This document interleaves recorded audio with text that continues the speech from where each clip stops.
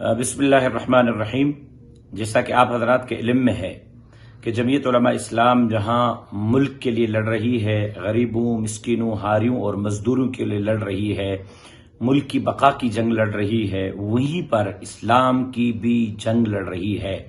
ہم عرصے دراز سے کہہ رہے ہیں کہ عمران خان کے آنے کے بعد ملک میں جہاں ملک کی معیشت کا بیڑا غرق کر دیا گیا ہے، داخلہ اور خارجہ پالیسی تباہ کر دی گئی ہے، وہیں پر ہمارے اسلامی تشخص کو داؤ پر لگانے کی کوشش کی جا رہی ہے۔ اس سال جو سندھ ٹیکس بورڈ جامشورو نے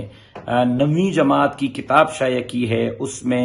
جناب رسول اللہ صلی اللہ علیہ وسلم کے خاتم النبیین کا لفظ ہٹا دیا گیا ہے،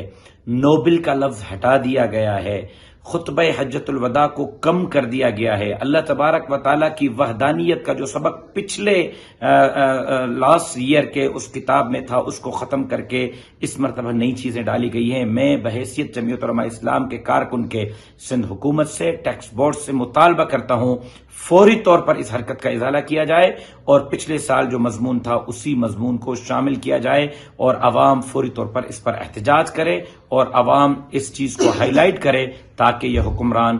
اس اپنی تمام حرکت کو واپس لیں اور اس سازش کو بے نقاب کیا جا سکے اور قائدیانی لابی جو مسلط ہو رہی ہے ان کا